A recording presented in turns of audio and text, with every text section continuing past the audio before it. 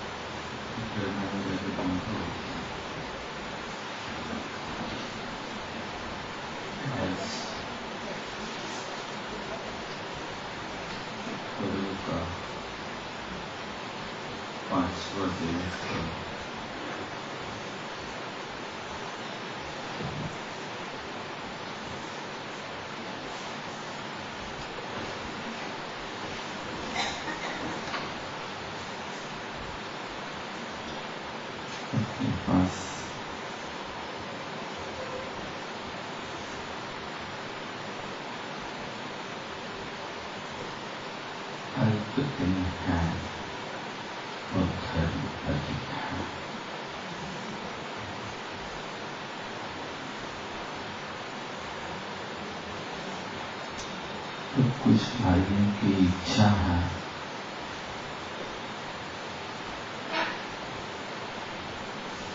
कि थोड़ा थोड़ा सबको सुने। आज प्रारंभ में थोड़ी देर चर्चा अपन सत्य धर्म की करेंगे, फिर उसके बाद थोड़ी देर चर्चा त्याग धर्म की करेंगे।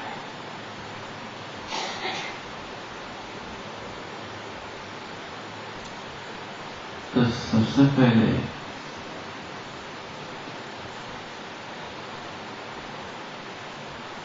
सत्य धर्म के विषय में आचार्य भगवान कहते हैं, सत्य वचन ही सरस्वती की उपासना है। सरस्वती की उपासना अलग से करते हैं, लेकिन कहते नहीं, सरस्वती माँ का आदेश है कि यदि आप सत्य बोलते हैं तो यही हमारी उपासना है, क्योंकि ये जिनवाणी में ही कहा।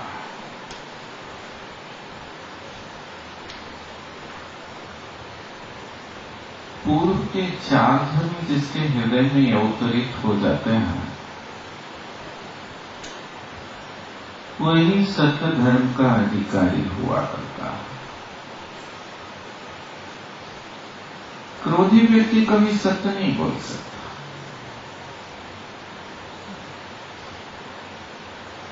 क्रोध के कार्य में हमेशा आसक्ति ही बोलता है, जो कुछ बोलता है वो सत्य बोलता है।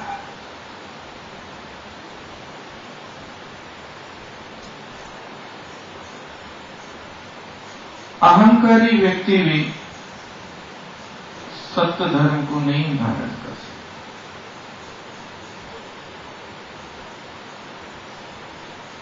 और मायाचार का और सत्य का बिल्कुल 36 का आंकड़ा है। मायाचारी यदि सत्य बोल देगा तो उसकी माया नहीं चल पाएगी। और लोभी व्यक्ति सत्य बोलेगा तो व्यापार नहीं चल पाएगा। संसार की विडंबना देखो कैसी विचित्र है कि 2-5 रुपया कमाने के लिए भी 10-5 झूठ बोल लेता है।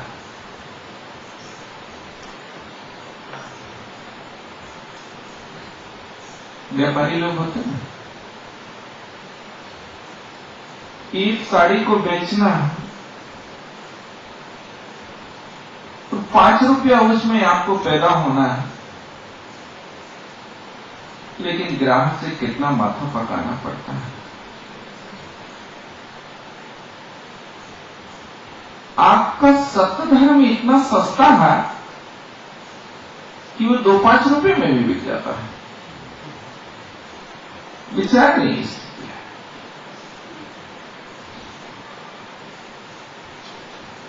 वास्तव में देखा जाए तो सत्य बोलने वाला व्यक्ति जो होता है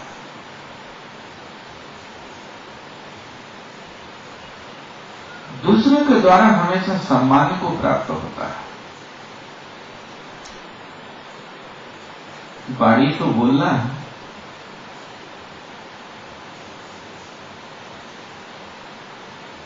लेकिन लोगों की धारणा बन चुकी है कि जब तक हम असत्य नहीं बोलेंगे तब तक हमारे जीवन का निर्वाह नहीं हो सकता। बिल्कुल भूल जाओ इस बात को।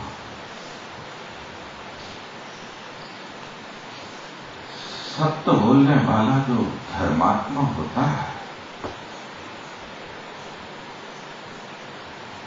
उसके हृदय में ऐसी परिणति होती कि वो शत्रु के प्रति भी असत्य नहीं बोलना चाहता।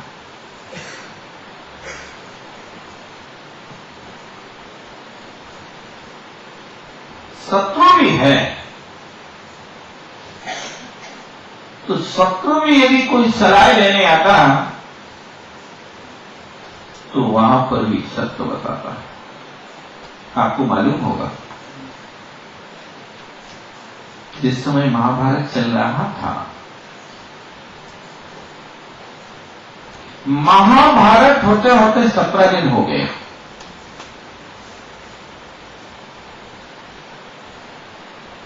सत्रहवें दिन दुर्योधन अपने गुरु द्रोणाचार्य से पूछता है, गुरुजी ये युद्ध समाप्त कब होगा?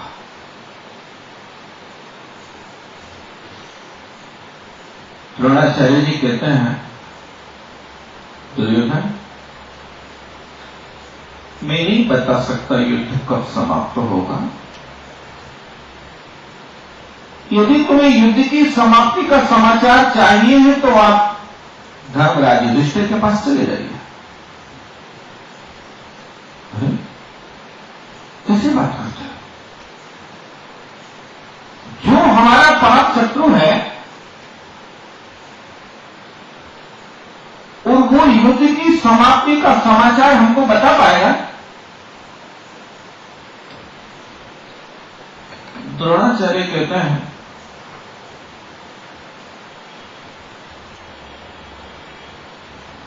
कि हे दुर्योधन, धर्मराज वास्तव में धर्मराज सत्यनिष्ठ है, वो तुमसे भी सत्य बताएगा, जाकर के देख लो।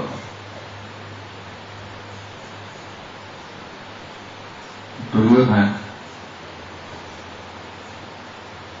बहुत साहस करता है। इसमें भी साहस की जरूरत है। शत्रु के सामने जाकर के और अपनी शंका का समाधान कर लेना हर व्यक्ति के बस की बात नहीं है भाई साहब। बहुत साहस जुटाना पड़ता है, शकल नहीं दिखाई जाती है। दूसरे शत्रु तो छोड़ो, पत्नी से भी यदि कुछ गड़बड़ हो जाए तो लोग मुझ चुराते हैं कि बोलना ना पड़े देवी जी से, नहीं तो हो गई क्या दशा हो जाए। इसलिए बाहर रहता, क्योंकि वो जानता है ना कि कब बम फूट जाए इसका ठिकाना नहीं। ज्वालामुखी का फिर तो शत्रु जिसके साथ 17 दिन युद्ध किया और वो व्यक्ति बता दे,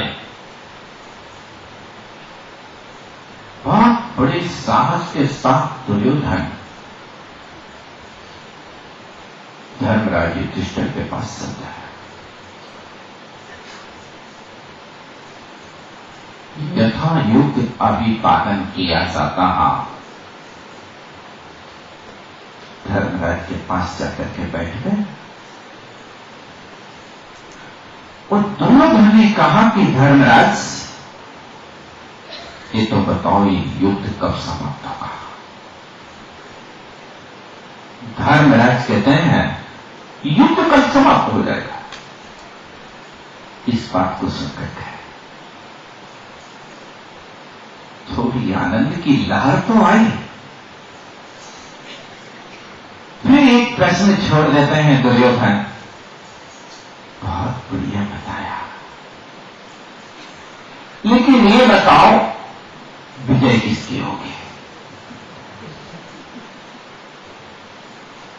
धर्मराज कहते हैं विजय पांडवों की होगी, तुम मारे जाओगे। अच्छा धर्मराज, हमारे बचने का कोई उपाय है? हाँ है। देखो, जिसके हाथ से मरना है और उसी से दवा पहुंची जा रही है, ये देखो आप कितना करिश्मा। चमत्कार नहीं लगता है आपको? मारने वाला उन्हीं का भैया और उसी से पूछ रहे मरने की, बचने का उपाय बता दो। धर्मराज युधिष्ठिर कहते हैं भैया दुर्योधन, तुम बचना चाहते हो तो बच सकते हो, बता दीजिए। कोई मरना नहीं चाहेगा। तुम ऐसा करो, तुम्हारी मां गांधारी की दृष्टि दिव्य दृष्टि हो गई है,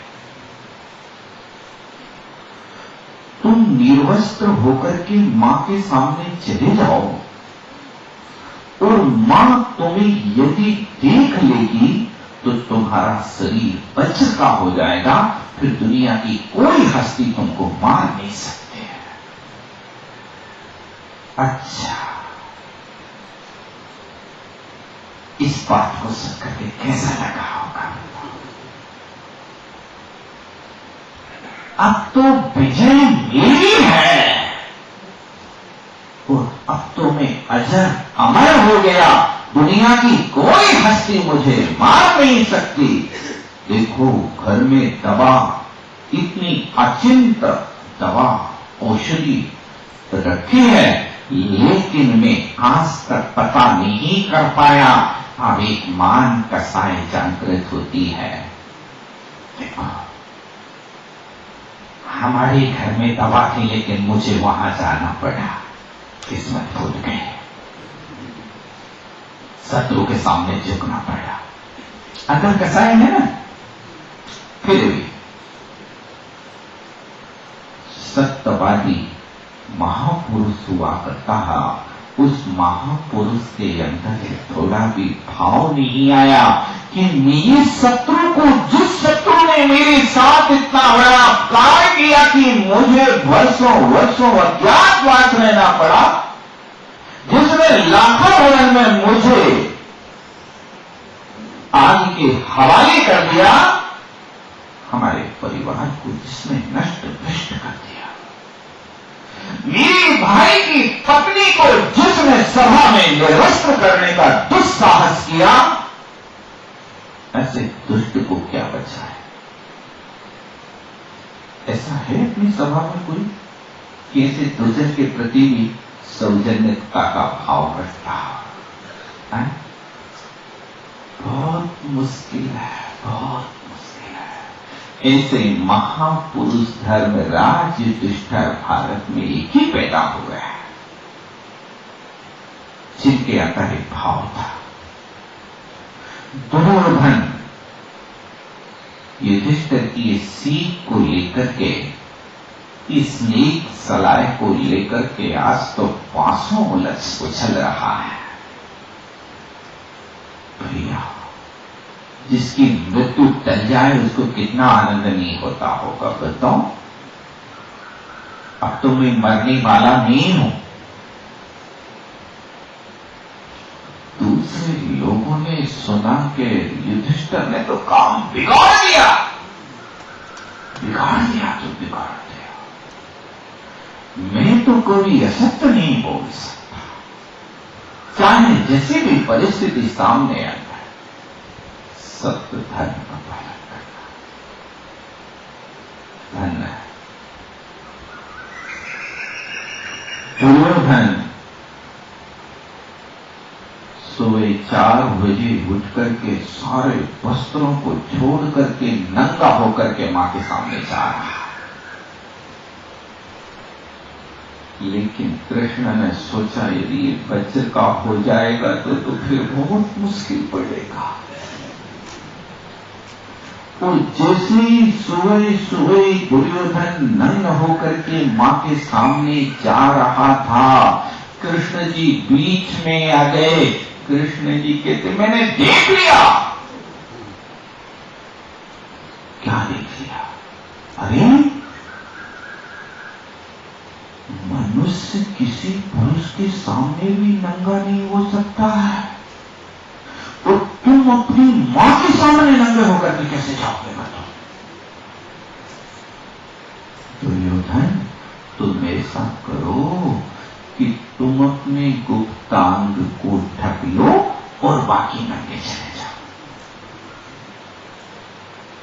ये भी बहुत अच्छी सलाह है। और उसने उसी रास्ते में केले का पक्कल उठाया और गुप्तांग के ऊपर लपेट लिया, जांघों तक लपेट करके अंडरवियर जैसा पहन करके मां के सामने गया और मां से कहता कि मां, तुम अपने प्यारे बेटे को यदि जीवित देखना चाहती हो तो पट्टी खोलो और एक बार बेटे को देख लो। मां ने पट्टी खोल करके देखा, उसका सारा शरीर बच्चे का हो गया, लेकिन उतना भाग बच्चे का नहीं हुआ। कृष्ण जी कहते हैं कि इतने से काम हो जाएगा अपना। और कृष्ण जी अपनी गोष्ठी में आकर के, अपने ग्रुप में आकर के भीम से कहते हैं कि अब दुर्योधन को अजेय कर दिया तुम्हारे भैया ने, अब कैसे युद्ध समाप्त होगा? क्या कर सकता है? अब ध्यान रखना, भीम को कहा कि तुम अपनी गदा का प्रहार गुप्तांगी के अलावा और किसी स्थान पर मत करना, नहीं तो वो मरने वाला है। और दूसरे दिन युद्ध में आमना सामना हुआ तो भीम ने उसी स्थान पर अपने गदा का प्रहार किया जितने स्थान पर उसने पक्कल लपेट करके रखा था। युद्ध समाप्त हो गया। देखो, ये विशेषता है कि सत्यवादी महापुरुष ने सब कुछ त्यागा लेकिन अपने सत्य धर्म का त्याग नहीं किया। ऐसा महापुरुष तद्भव मोक्षगामी, जिस महापुरुष ने अपने परम शत्रु के प्रति भी ऐसे सत्य वचनों का प्रयोग किया। जीवन में यदि हमें सत्य धर्म अपनाना है तो थोड़ा सा साहस जुटाना पड़ेगा। सत्य पुरुष के प्रति ऐसी भावना हमें भाना चाहिए कि जिन महापुरुषों ने इस धर्म का पालन किया वे महापुरुष आज वंदनीय हैं और उनके मार्ग पर हम चलें। ऐसी प्रत्येक व्यक्ति को कोशिश करना चाहिए। वाणी के माध्यम से ही व्यक्ति की पहचान होती है। आपने देखा होगा कि नारियल खरीदते हैं तो नारियल को खरीदते समय आप लोग क्या सुनते हो? उसकी आवाज सुनते हैं। आवाज से मालूम चल जाता है कि ये सत्य है कि झूठा है। जिस नारियल में आवाज नहीं हुआ करती है उस नारियल को कोई नहीं खरीदता। जब बाजार में आप मिट्टी की मटकी खरीदने जाते हो तो क्या करते हो? आजकल तो प्लास्टिक की भी मटकी चलती है ना, उसको नहीं ठोकना पड़ता। प्लास्टिक का जमाना है, जहां देखो वहां सब सत्य तो दिखाई नहीं देता। आजकल मंदिरों में भी और फूल रखे हैं, पानी नहीं देना पड़ता है, मिट्टी नहीं देना पड़ती है, खाद नहीं देना पड़ता है और सुबह आपकी चौगुनी है। देखने में लगता है कि बहुत बढ़िया गमला फूल रहा है, बिना पानी के, बिना मिट्टी के। क्या है? सत्य धर्म हमारे जीवन में उतर जाए, यही सबसे सुंदर है। असत्य के अनेक भेद हुआ करते हैं, बस हमको इतना समझना है कि जैसे बने तैसे अपने जीवन में सत्य को अपनाएं। असत्य बोलने वाले व्यक्ति के ऊपर कोई विश्वास नहीं करता है और असत्यवादी के लिए दो चीजें सुलभ हुआ करती हैं। एक तो दीर्घ काल तक संसार में परिभ्रमण और अपयश, ये दो चीजें हमेशा असत्यवादी की हुआ करती हैं। कभी कभी ऐसा होता है कि एक दिन का असत्य भी घर में महाभारत पैदा कर देता है। तो फिर जो लोग पूरे जीवन भर असत्य का सेवन करते हैं, असत्य का वातावरण करते हैं, उनके जीवन का क्या होता होगा आपको मालूम होगा कि महाभारत की मूल जड़ क्या थी? महाभारत की मूल जड़ वाणी थी और वो वाणी सिर्फ इतनी थी कि द्रौपदी ने एक पंक्ति क्या आधी पंक्ति दुर्योधन से कही थी कि जिस समय दुर्योधन द्रौपदी के महल में गया और उस फर्श को देख करके ऐसा लगा कि जैसे यहाँ पानी भरा हुआ है, तो दुर्योधन बड़ी सावधानी से पकड़ पकड़ करके उस फर्श पर चलने लगा। द्रौपदी ने छत के ऊपर से देखा तो मजाक में कह दिया, अंधों के अंधे होते हैं। अंधों के अंधे होते, इतना बात सुनकर के दुर्योधन के अंदर वो आग पैदा हो गई कि जिस आग के कारण आज से महाभारत हुआ और महाभारत ने एक प्रलय मचा दिया। इसलिए वाणी हमेशा सत्य बोलो। सबसे पहले तो आचार्य महाराज कहते हैं कि बंधुओं, अधिक समय मौन रहने का प्रयास करो, जितना हो सके उतना मौन रहो। मौन रहने से आधा संसार समाप्त हो जाता है।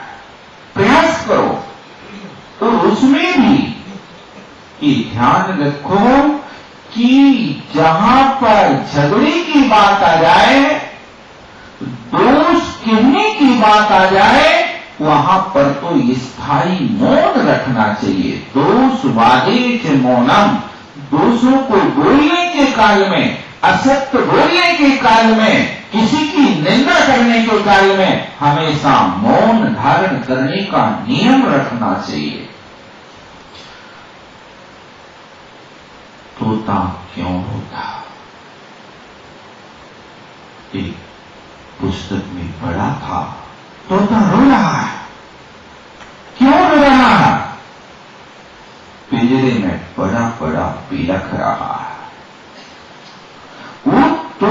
कहता है कि मैं जो पिंजरे में पड़ा, मैं जो बंधन में पड़ा, इसका दोषी कौन? ये वाणी का ही दोष है सबसे बेहतर मौन। वो कहता है मैं बंधन में पड़ा हूं, तो बंधन में पड़ने का कारण क्या? कोई दूसरा दोषी नहीं। मैंने बोलना प्रारंभ कर दिया। काश में मौन रहता तो कोई मुझे पकड़ता नहीं, बंधन में नहीं रहता। मेरी मीठी मीठी वाणी को सुनकर के लोगों ने अपना कर्ण इंद्री का विषय बना लिया, और वो कर्ण इंद्री का विषय बना, लेकिन मुझे तो शाश्वत कैद हो गई। वो बड़ा बड़ा रो रहा है। अब कहता सबसे बेहतर मौन, सबसे बढ़िया यदि कोई चीज है तो मौन है। मौन के माध्यम से बंधन खुल जाते हैं और बोलने के माध्यम से बंधन में फंस जाते हैं। हुआ है, एक तोता पिंजरे में पड़ा था, तो तोता बहुत मीठा बोलता था। एक सेठ जी के यहां पल रहा था, तो सेठ जी ने कहा तोता से, तोता राम, आज हम गुरु दर्शन को जा रहे हैं, तुम्हें कुछ कहना तो नहीं? हाँ, मुझे तो एक संदेश देना है गुरु जी को। सेठ जी तुम दे देना, बड़ी कृपा होगी। हाँ हाँ बोलिए, क्या संदेश देना चाहते हो? उनसे ये पूछ करके आना कि मैं बंधन से कैसे निकलूंगा। ठीक है, पूछ लेंगे। अब सेठ जी ने गुरु वंदना करी और गुरु के पास अपना सारा का सारा हाल कहा, और फिर उसके बाद गुरु जी से कहते, गुरु जी हमारे तोता ने भी एक संदेश दिया है, उसने कहा है कि हम बंधन से कैसे निकलेंगे। इस बात को सुनकर के गुरु जी तो बिल्कुल आंख बंद करके मुंह खोल के यूं बैठ गए। मृतक हुआ, सिद्ध कहता तो बड़ा हर्ट हो गया। तोता की बात गुरु जी सहन नहीं कर पाए, तोता के संदेश को नहीं समझ पाए। हो बहुत अनर्थ हो गया, बहुत अनर्थ हो गया। तो गुरु जी को प्रणाम करके वापिस आता अपने घर पर, तो तोता दरवाजे पर पड़ा, कहता है सेठ जी हमारा संदेश लेकर के आए कि नहीं आए? बताइए मेरा संदेश गुरु जी ने क्या उपदेश दिया? अरे तोता, तूने तो ऐसा संदेश पूछा कि तेरे संदेश को सुनते ही गुरु जी मृतक बच पड़ गए। अच्छा, बहुत बढ़िया। इस बात को सुनकर के तोता भी वहीं पंख फड़फड़ा करके पिंजरे के अंदर मौन होकर के गिर पड़ा। और वो पड़ा तो तोता कहता बहुत अनर्थ हो गया, बहुत अनर्थ हो गया।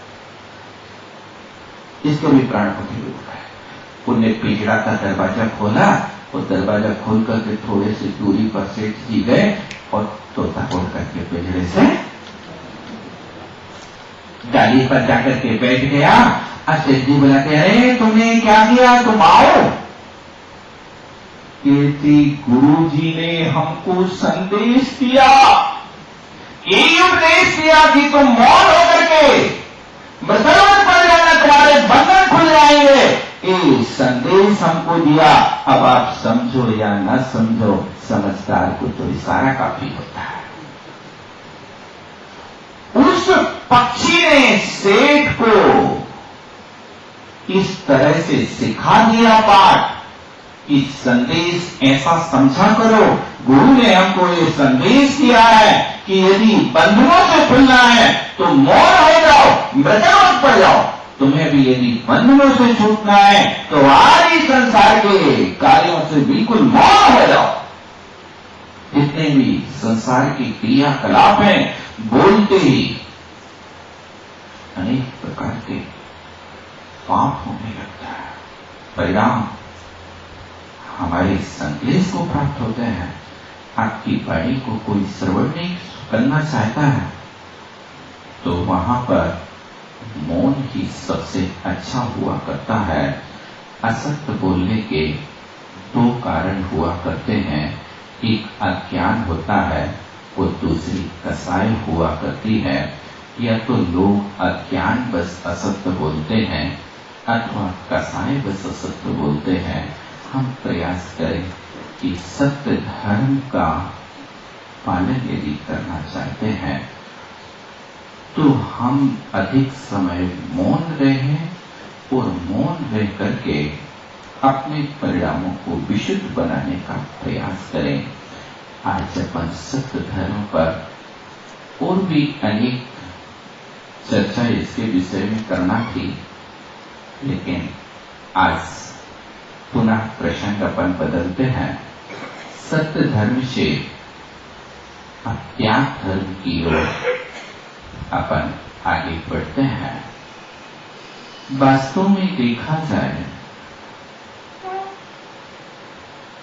तो त्याग और दान ये दो संकल्प है। त्याग किसका होता है और दान किसका होता है? दान में और त्याग में अंतर समझते हैं? त्याग करना धर्म है और दान करना पुण्य है। त्याग किसका किया जाता है? त्याग पापों का किया जाता है तो दान सर्वश्रेष्ठ वस्तु का किया जाता है। दान करने वाला जो होता है उसके अंदर हमेशा परोपकार की भावना होती है। दानी व्यक्ति परोपकारी हुआ करता है। ग्रहण करने वाला व्यक्ति परोपकारी नहीं होता है। आपने देखा होगा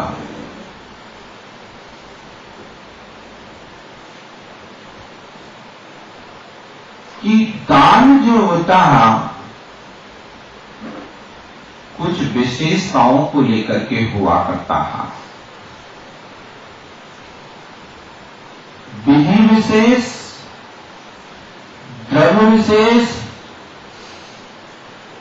दाता विशेष और पात्र विशेष, ये चार प्रकार की विशेषताएं दान में हुआ करती हैं। तो विधि विशेष का अभिप्राय क्या है? दान तो दो, लेकिन दान की करने की विधि होना चाहिए। दान में अहंकार नहीं, दान में परोपकार की भावना अपने अंदर हमेशा होना चाहिए। वो दानी व्यक्ति वास्तव में देखा जाए तो उसके हृदय की उदारता इतनी हुआ करती है कि वो अपनी उदार वृत्ति के माध्यम से दान देकर के वो प्रभु के लिए बैंक में अपना जमा कर लेता है। दान देना क्या है? बैंक में जमा करना है। इतना जरूर है कि आप इस बैंक में जमा करोगे तो सेविंग खाता में करोगे तो 3-4%, 5% मिलेगा। कितने मिलता? कितना मिलता भैया मुझे तो पता नहीं।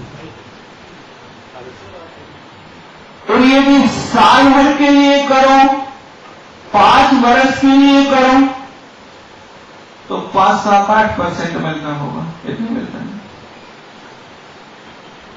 और यदि आप उसको 8-9 वर्ष के लिए कर दो तो दूना मिल जाता है।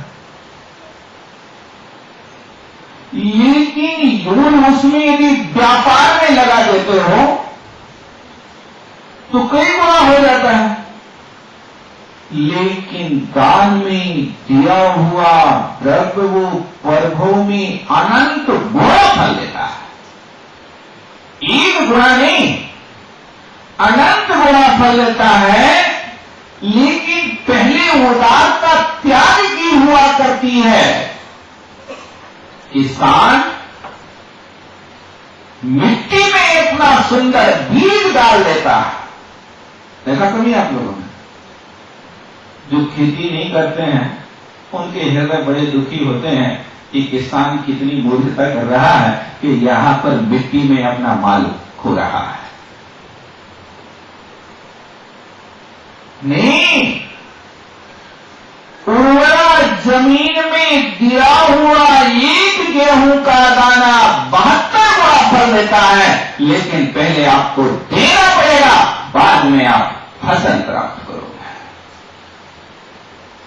यदि आप सोचो कि हम देंगे और खेत में काटवे चले जाओ तो क्या मिलेगा आपको, बताओ।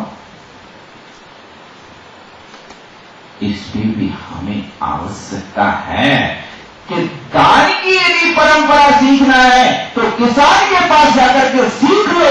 वो दान दे देता है और 4 महीने के लिए हाथ पर हाथ रख करके बैठ जाता है। ये उदारता है, कोई चिंता नहीं करता।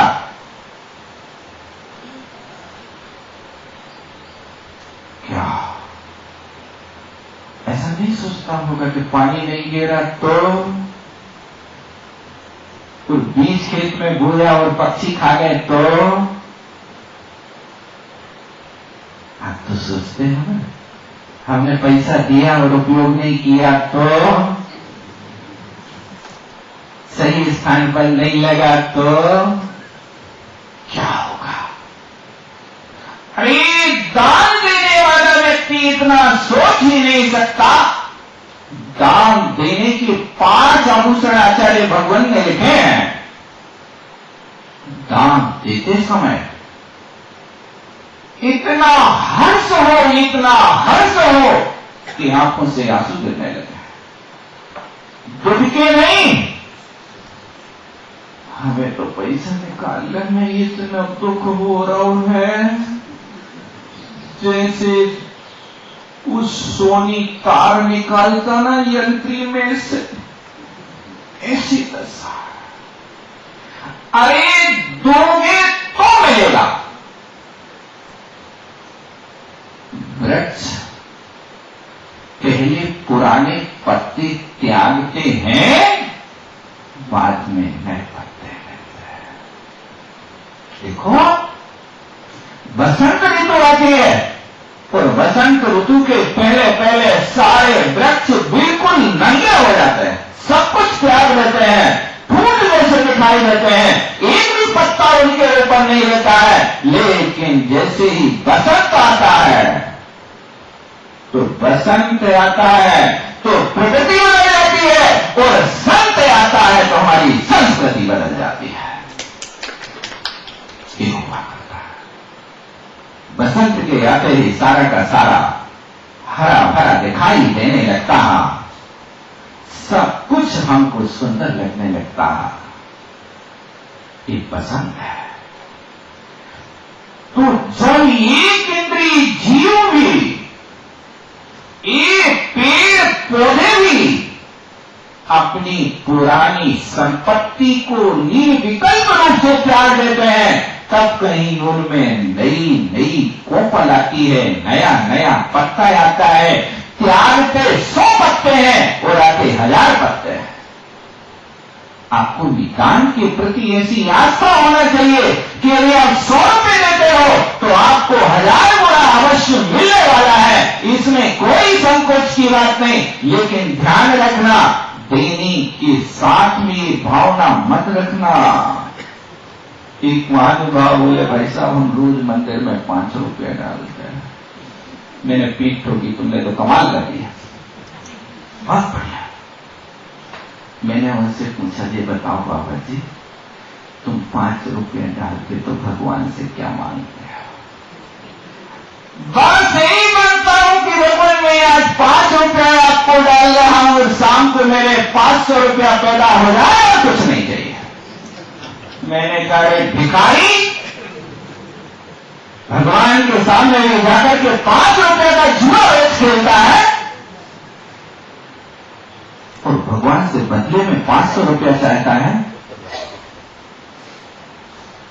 कि भिखारी पना का काम त्याग धर्म में नहीं हुआ करता है, यहाँ पर तो एक अंतरंग की उदारता हुआ करती है। उस उदारता से आपका कल्याण संभव है। दान दो, लेकिन दान के बदले में बदले की भावना नहीं रखो। हमने तो संस्था में भाई साहब 1 लाख रुपया दिया है तो हमें आगे की पंक्ति में बैठना चाहिए ना, हम पीछे थोड़ी बैठेंगे। क्यों है? रुपया है ना। अरे दिया है तो बदले की कोई भावना अंतरंग में नहीं है, तब वो दान की कोटि में आता है। और यदि तुमने पैसा लिया है और उस पैसे के बदले में ये भावना हो जाए कि मुझे माला तो पैरा दी है सबके सामने, तालियां तो बजवाओगे नहीं, अंतरंग में एक भावना नहीं होना चाहिए। ये व्यापार है, हम व्यापार नहीं करते हैं, दान अपने आत्म कल्याण के लिए करते हैं। आत्म कल्याण की भावना को लेकर के जो दान करता है वो वास्तव में दानी की कोटि में आता है, और जो इस तरह की भावना लेकर के करता है उसके अंदर कोई भी रिद्धि सिद्धि नहीं होती है। किसी ने लिखा है, मन में नवभाव भक्ति लेकर जो दान करेगा ऊपर वाला तेरा खजाना रातों रात भरेगा। मन में ये भाव होना चाहिए, विधि विशेष होना चाहिए, विधि पूर्वक दान देना। तो दान देने के 5 आभूषणों में सबसे पहला आभूषण है कि जिस समय दान दे वो आनंद के आंसू आए। आपके आंसू आते कभी भी नहीं आते? अरे हम तो बोल करके सोचते हैं कहां फंस गए इनके बीच में। कुछ लोग तो सोचते हैं कि आज तो दान के नाम लिखे जाना, इसलिए समझ में नहीं जाना। ऐसा सोच करके लोग आते ही नहीं। अरे वो दान तुम्हारे अंदर से बेकार निकाला जा रहा है। उस बेकार को, उस विष को त्याग कराने के लिए आचार्य भगवान हमारे ऊपर कृपा करके ऐसा उपदेश देते हैं कि हे बंधु, एक महात्मा जी थे, किसी नगर से धर्मोपदेश करके आए। उनको नदी के उस पार जाना था। अब नदी के उस पार जाना था वैसा तो नाविक था। नाविक से कहा हमें नदी के उस पार कर दो। बोला महाराज हमारी तो यही आजीविका है और आपको नदी के उस पार करेंगे तो हम 4 आना पैसा लेंगे। तो संत ने कहा, महात्मा ने कहा हमारे पास तो पैसे हैं तो हम तो नहीं कर सकते नदी को। कोई बात नहीं, मत करो, हम यही रात काट लेंगे। तो संत नदी के किनारे एक पेड़ के नीचे बैठ गए आसन मार के। अब इतने में एक महानुभाव हो रहा है जिनको नदी पार करना था। अब उनने वही नदी के किनारे पर वृक्ष के नीचे संत को बैठा देखा तो आंखों को भी संकोच हो ना, संकोच। जानते आप लोग, वैसी तो भावना नहीं है लेकिन अब सामने आ गए तो चलो। तो उसने कहा महात्मा जी आपको भी नदी उस पार जाना होगा? हाँ जाना तो चलो हम कराएंगे। संत तो फिर बैठ गया हूं, क्या जाना है। अब 4 आना है अपने और 4 आना संत के। 8 आना को भुगतान किसको करना है? सेठ जी को करना है। तो अब 8 आना पैसा के खर्च की बात को देख करके सेठ के अंदर तो भटा से चल रहे थे, बहुत दुखी हो रहे थे, लेकिन अब करें क्या। संत जी कुछ कह नहीं सकते। एक मन हो रहा था कि लौट जाते अपन तो 8 आना बच जाते और कोई आता संत जी को उस पार करा देता। ऐसा मन में भाव चल रहा था। लेकिन अब मन के भाव दबा दबा करके रखे। लेकिन एक बार तो नाव से उतरते उतरते सेठ जी ने संत से कह दिया, देखो संत जी अब तुम ध्यान रखियो इस बात को कि अब तुम त्याग की बात नहीं करियो आज के बाद। यदि हमारे पास पैसा नहीं होते तो तुम नदी पार कैसे होते? तो संत जी कहते, भैया तुम यदि 8 आना पैसा को त्याग नहीं करते तो नदी पार नहीं होते हैं? तुमने त्यागा तभी नदी पार हुए, और हमने त्यागा तभी तुम्हारे अंदर ये भाव आया। हमने तो याचना नहीं करी आपसे, हम तो यही उपदेश देंगे कि त्याग धर्म ही श्रेष्ठ है और इसके अलावा कोई धर्म श्रेष्ठ नहीं है। इसी तरह यहां पर भी जिस समय हमारे अंदर से अवसर प्राप्त हो, विचार करना चाहिए कि आज अहोभाग है, ये हमें अवसर प्राप्त हुआ जिसके माध्यम से हमारी चंचला लक्ष्मी आज कुछ सदुपयोग में, कुछ साधकों के जीवन में लगेगी। अहोभाग है। तो ऐसा आंखों से आंसू आ जाए और शरीर रोमांचित हो जाए, ये दान का आभूषण माना जाता है। और दान देते समय बहुमान हो। भैया वहां से कहा जा रहा है? कहे आपके 1100 लिख लें? नहीं, हमारे तो 200 रुपया लिखो। अच्छा, दूसरा बात, अरे 500 लिखा दो। लोग कहते हैं आजकल पंडित लोग, अमिया नीमुआ बानिया गल मस्के रस दें। आम उसको मीठो तो रस देता, नींबू को दबाओ तो रस देता है। इसी तरह बनिया को गला पकड़ो तो ये तो कहावत है, अमिया नीमुआ वानिया गल मस्के रस दें, तभी रस निकलता है। यहां पर गला नहीं मसकना है, यहां पर अंदर की मुलायमा प्रकट करना है। सामने वाला कह रहा है भाई साहब 500 लिखना, नहीं और थोड़ा होता है, हमारी तरफ से तो 1100 लिखिए ना। क्या है? एक व्यक्ति की उदारता है। हम कहीं भी अपने द्रव्य का सदुपयोग ऐसा करें कि भैया द्रव्य की तो 3 ही गति है, द्रव्य को दान दे लो अथवा भोग कर लो। और यदि दान नहीं दिया, भोग नहीं भोगा, तो तीसरी गति सब लोग जानते होंगे, जानते ना सब लोग? पीछे वाले जाना कि नहीं जाना? क्या हो जाता है? तो भोगने के लिए तो हमारे पास इतना है कि खूब भोग है, भूखे तो नहीं रहते कोई नहीं रहता। बढ़िया। अब हम प्रभु के लिए क्या करें?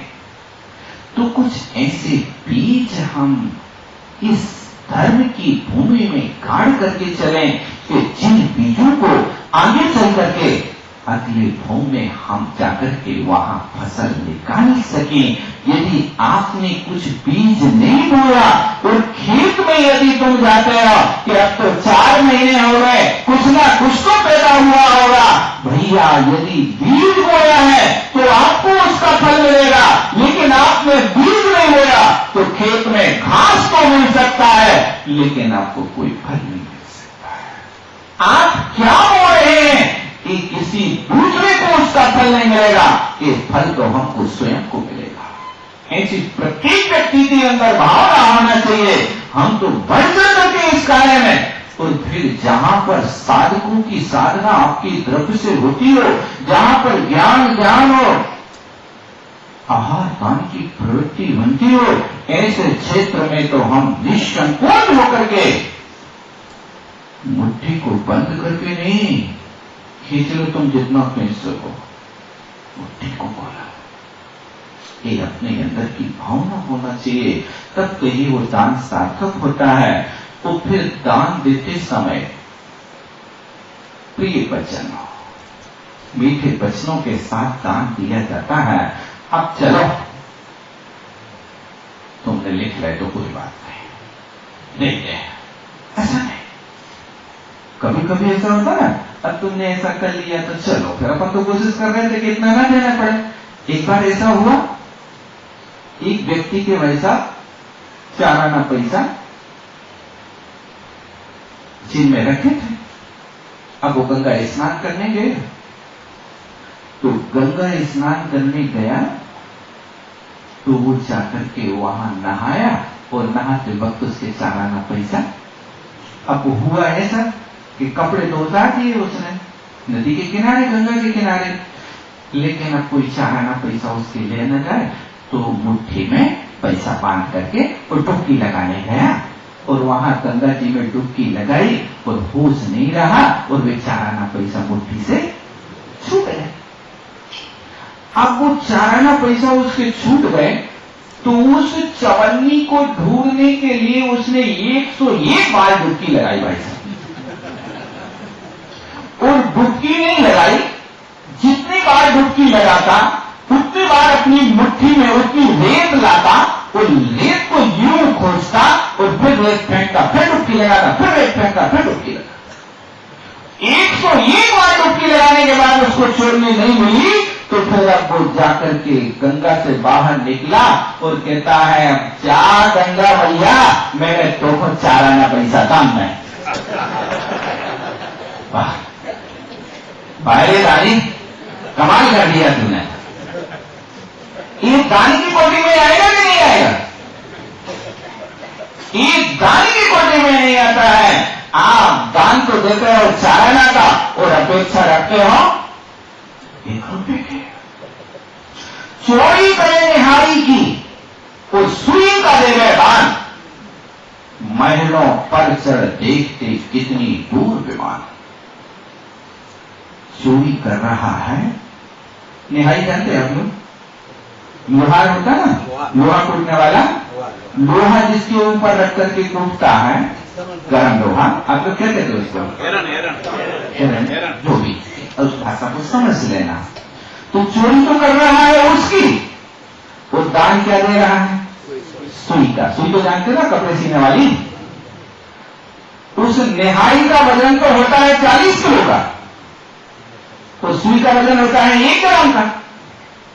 तो चोरी करे निहारी की और सुई का देवे दान, और महलों पर चढ़ देखते कितनी दूर विमान। मैंने सुई का दान दिया ना, तो अपने छत पे जाकर के रोज देखता है देवता लोग हमें स्वर्ग से लेने के लिए कब अपना विमान लेकर के आते हैं, क्योंकि मैं दानी बन गया। बाहर कमाल कर दिया। एक प्रवृत्ति संसारी व्यक्ति की हुआ करती है। हम ध्यान रखें कि इस अवसर पर त्यागदान ऐसी वस्तु है कि बार बार अवसर नहीं मिलता। यदि कभी अवसर मिलता है तो इसको आप गांठ खोल करके नहीं, हृदय खोल करके अपनी द्रव्य का सदुपयोग उर्वरा जमीन में कौन बीज नहीं बोना चाहेगा? हर व्यक्ति चाहता है।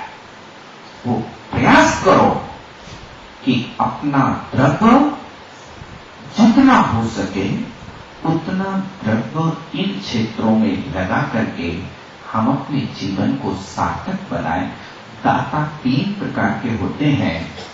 एक दाता उत्तम दाता होता है, एक मध्यम दाता होता है और एक जघन्य दाता होता है। उत्तम दाता वो कहलाता है कि जो अपनी कमाई का आधा हिस्सा दान में कर देता है, वो दाता उत्तम दाता की कोटि में आता है। आपने यदि 1 रुपया कमाया है तो 1 रुपया के यदि आप 50 पैसे दान करते हैं तो 50 पैसे अपने पास रखते हैं, तो ये उत्तम दाता की कोटि में आता है। तो जो व्यक्ति अपनी कमाई का 25% दान करता है वो मध्यम दाता की कोटि में आता है। 1 रुपया कमाया तो 75 पैसे आप अपने उपयोग में करिए वो 25 पैसे का दान तो दे सकता है कि नहीं दे सकता? वो मध्यम दाता की कोटि में आता है। और जो दाता अपनी कमाई का 10% दान करता है, 1 रुपया कमाया है तो 10 पैसा दान में देता है, वो जघन्य दाता की कोटि में आता है। और जो व्यक्ति अपनी कमाई का 1 पैसा भी दान नहीं देता, वो कंजूस की कोटि में आता है। लिखा है कि सबसे बड़ा दानी कौन? बोले सबसे बड़ा दानी कंजूस। क्यों? बोले कंजूस इसलिए सबसे बड़ा दानी है कि पूरे जीवन भर अपनी संपत्ति की रखवाली करता है और अपने शरीर पर 1 पैसे का तेल भी नहीं लगाता और पूरी की पूरी संपत्ति जो की जो सुरक्षित दूसरों के लिए छोड़ जाता है, इसलिए सबसे बड़ा दानी। तो मुझे लगता शायद यहां तो ऐसे कोई दानी नहीं होंगे। 10%, 25%, 50% अपनी द्रव्य का निकालो, नहीं तो द्रव्य रखा रखा यूं ही बर्बाद हो जाता है, दूसरों के काम में आता है। आप जितना दोगे उतना आपको मिलेगा। होता यह है कि लोग बात यहां पर भी देखो कैसी होशियारी करते हैं। देता एक है और सब घर भर के लोग अहंकार करते देखा। बेटा भी कहता है हमारे पापा ने इतना दिया, पत्नी भी कहती है हमारे श्रीमान जी ने इतना दिया। दान देने के लिए अब यदि आपके पिताजी ने यहां दान दे दिया तो उसका फल पिताजी को मिलेगा कि बेटा को मिलेगा? बताओ भाई साहब, किसको मिलेगा? जिसने दिया है उसी को मिलेगा कि सारे घर भर को मिलेगा?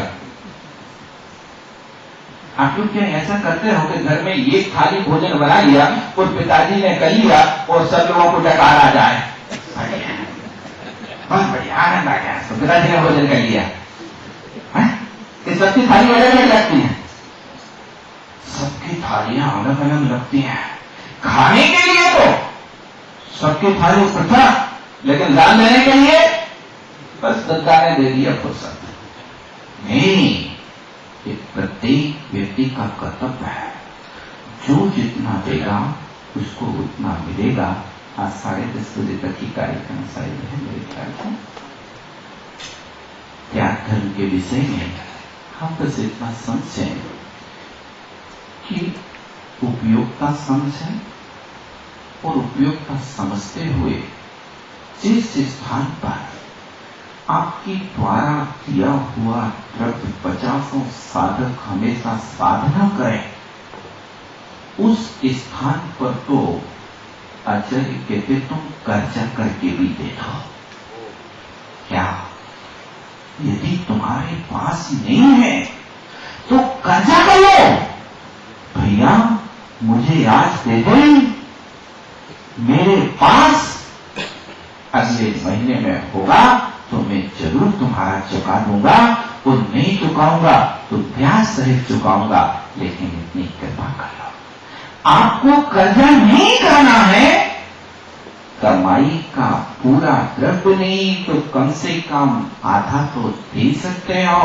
अब कोई पूछे कि रोज की कमाई का देना वैसा आधा कि बस भर की कमाई का देना, अब बताओ। आप देख लेना, रोज की कमाई की अपेक्षा आप लोग अपना टैक्स का भरते हो, रोज भरते के वर्ष में भरते, तो कब भरते हो? एक दिन की कमाई का भरते हो कि साल भर का भरते हो? साल भर का भरते हो। तो साल भर की कमाई का लेखा जोखा लिखा करके फिर यहां देना, नहीं तो एक दिन की कोई सोचे कि चलो भैया आज तो हमने 500 रुपया कमाई, इसलिए श्रेष्ठ दाता उत्तम दाता बन करके 251 लिख दो, ऐसा हमारे, ठीक है ना? ये विचार स्थिति समय रखना हो रहा है, तो ये पंच परमेश्वरी भगवान की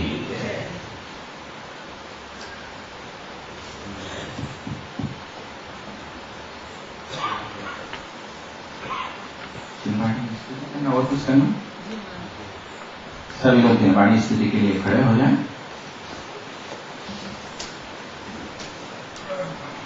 जिन पाणी मोक्ष नसेनी है, जिन वाणी,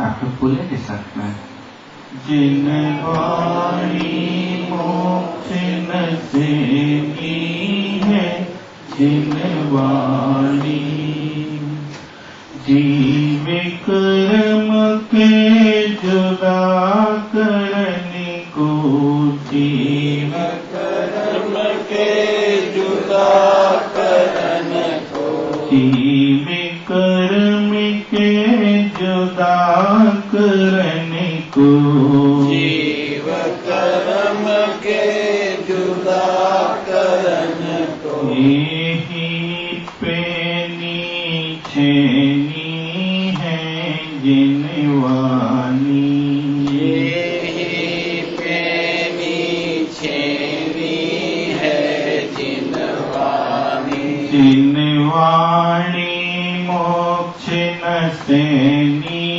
है, जिन वाणी, जिन वाणी मोक्ष नसेनी है, जिन वाणी, जो जिन वाणी नित्य अभ्यास, जो जिन वाणी नित्य अभ्यास, वो ही सच्चा जैनी है जिन वाणी, वो ही सच्चा जैनी है जिन वाणी, जिन वाणी मोक्ष नसेनी है, जिन वाणी, जिन वाणी मोक्ष नसेनी है, जिन वाणी, जो जिन वाणी और न धरत है, जो जिन वाणी और न धरत है, सैनी हो के असेनी है जिन वाणी, सैनी हो के असेनी है जिन वाणी, जिन वाणी मोक्ष नसेनी है, जिन वाणी, जिन वाणी मोक्ष नसेनी है, जिन वाणी, पढ़ो सुनो ध्याओ जिन वाणी, पढ़ो सुनो ध्याओ जिन वाणी, यदि सुख शांति लेनी है जिन वाणी, यदि सुख शांति लेनी है जिन वाणी, जिन वाणी मोक्ष नसेनी है, जिन वाणी, जिन वाणी मोक्ष नसेनी है, जिन वाणी, वाणी के ज्ञान से सूझे लो कालो, सो वाणी मस्तक धरो, सदा देखूं दो, हे जिन वाणी वारती, तुम जपो जिन रे, जो तेरा शरणागत है, सो पावे सुख चैन, देव भजो अरिहंत को, गुरु सेवा निर्गुण, बयार में पा